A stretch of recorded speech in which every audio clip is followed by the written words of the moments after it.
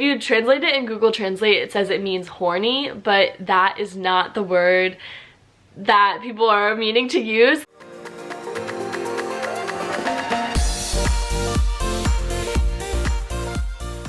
Hey everyone, welcome back to my channel. My name is Montana. I was an exchange student in Germany this past year, and now I enjoy making videos about Germany and the US. I wanted to start out by saying Alles Gute zum Vatertag. I know that it's no longer Father's Day in Germany, but today is actually Father's Day in the US. I think that's a little strange because Mother's Day is the same in the US and Germany, but Father's Day isn't. If anyone knows the history behind that, feel free to let me know in the comments below. And also, I'm sorry this video is being uploaded on a Monday. I just got back from my week-long vacation. I was at the beach, and so I got back pretty late and didn't have time to edit a video yesterday, so I apologize for that. Today's video theme is the German words, or just all the German that no one really teaches you, but is very important and comes up a lot in the German language, especially if you're living there. So just certain words, phrases. I think I have like a name or two in there that you should know before going into Germany and before even visiting or living there, because you will hear it a lot, but you most likely won't learn these things in a formal classroom setting. So that's all I've got for today, and I hope you guys like this video. So the first one that I have that really tripped me up was "nee." And instead of saying "nein," sometimes people just say "nee," and I think it's spelled N-E-E. I can have that here. Let me just preface this by saying I went to Germany without knowing any German at all. I had never taken a German class before in American high school, but we spent the first month living in a language camp where we spent every day in class a little bit. So I learned a good bit during that month of language camp, but definitely not a lot compared to my entire exchange year. I learned the majority of my German living with my host family.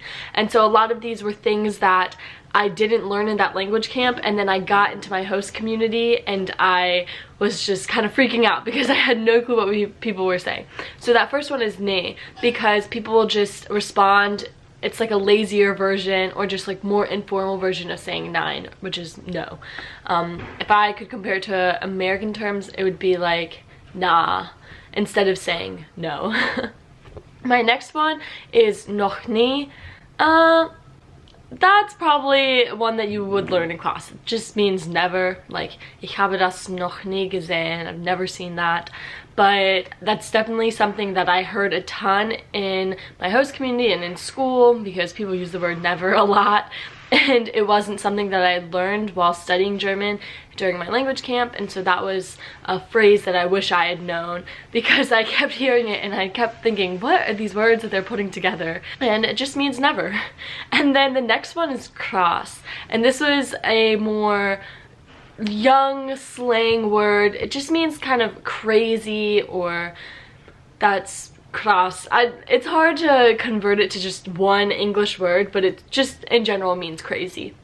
And a lot of younger people use it. It's informal. It's not a formal essay word, but it is one that you hear kind of a lot. And then this one really tripped me up. So it's "eigentlich," and it's like exactly, but people would throw it into the German words and phrases that I learned and that I studied the most. So when we learned German at this camp, it was like "Woher kommst du?" oder "Wer bist du?" "Wie heißt du?" And then we started getting into our host communities, and people would throw in these little words into the sentence, and all of a sudden I'd be like, what are they saying? So they would say like "Woher kommst du eigentlich?"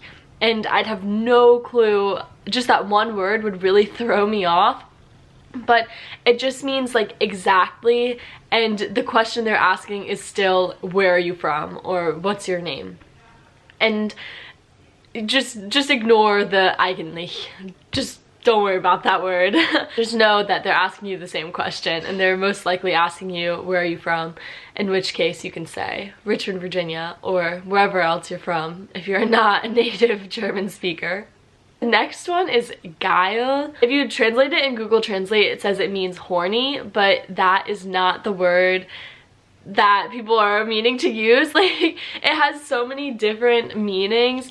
It can mean cool, it can mean horny, it can mean many words, but when people are saying it in songs, they mainly mean like hot, like we're so hot, or cool. But someone can also call like a drink or food or a restaurant geil. So don't take Google Translate's translation for that word, because you will hear it a lot and you will think that people are saying the wrong thing. One of the most common phrases I'd hear from my friends would, or like responses, would just be like, oh, geil. And so just don't listen to Google Translate there. The next two words are trotzdem and eben. Trotzdem is saying nevertheless, and this is a German word that I put on here, like German that no one teaches you, because in English you never really say nevertheless. It's just very formal. You can use that in writing or in essays, but you would never speak the word nevertheless.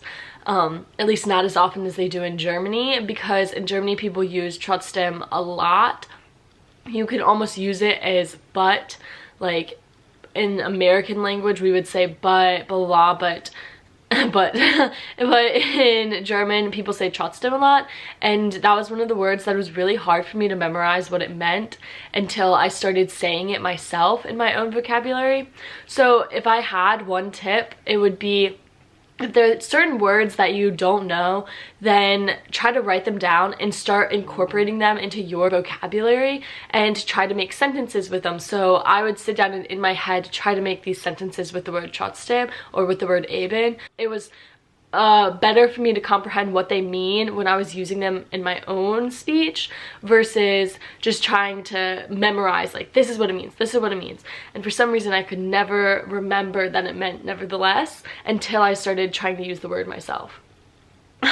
This next one that really confused me at first, like first week I was in my host family, was mein Mann, because Mann means man, but it also means husband. So in Germany when people say my man, they mean their husband, because Mann is the word for husband. But in my head I just kept hearing my man, and like I just thought it was really funny, because in the US you do not call your husband your man, really, unless, I guess, if you want to, but it's not common. So if someone says man in Germany and you're thinking, oh, so is it their man, their boyfriend? They mean it's their husband. That was something that you should probably learn, especially if you're going to live with like a host community or if you're living as an au pair there. And then the next one that I have is a German last name. It's Schmidt. It's basically half of Germany's last name. Like, everyone has the last name Schmidt, and you will meet so many Schmidts because it's just a super common last name there. It's similar to Smith in the US, but it was funny because I would go and see Schmidt everywhere, like Schmidtstraße and Schmidt's store. I don't know what store it would have been. You see that last name all over the place. So if you see it in Germany, then just know it's very common. That's kind of funny because my last name is Showalter, which people have said multiple times that it's actually German, and that's true, of course, because my great-granddad, I believe, came over from Germany. But where am I going with this? Oh, and my middle name is Nguyen, and spelled Nguyen, and it's Vietnamese, but is the most common Vietnamese last name. Like, everyone who's Vietnamese has this last name, and so I just made that connection because Schmidt is very, very common in Germany, along with some other last names too. Gay is, it sounds bad, not bad, it sounds weird when you're just saying it alone, but gay is like, it's like yeah, or like yeah, right? Kind of like how you'd say oder at the end of a question. Sometimes people just say gay, and it's kind of another one of those slang words that people throw in to their German. There's no true translation between gay and English. It's kind of just a last minute little end word that people throw into a sentence. I can't think of a good example of when one would use gay, but if you hear that being said, then just know it's kind of like yeah. because people will use that a lot. And I think that's also a dialect word, where more people say that in the south than in the north, or more people say it in like certain regions of Germany, which might be all of my words. So I lived in Bavaria, and if these words are sounding Bavarian, then I'm sorry.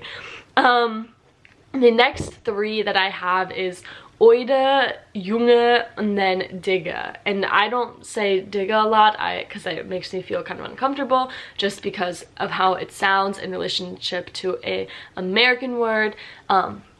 So I won't be saying that again, but it actually has no correlation to the American word that you're probably thinking of. And these three words, Oide and Junge, they're just slang words that people will throw into sentence and in teen vocab. They mainly just mean dude, so like, dude, what are you doing? And then the last one is that people just say psh instead of sh, which is funny because no one in the US puts in the P. It's just sh in the US, and I thought that was funny because maybe it's in other places, but it's mainly in Germany. Anyway, thank you so much for watching this video on the German that no one teaches you. I hope you learned something, or maybe if you're German, then comment down below if you use these words and this slang. Thank you so much for watching. I will make another video more specifically on how I learned German and German tips. Just haven't gotten around to doing that. But have a great day, stay safe and healthy, and tschüss!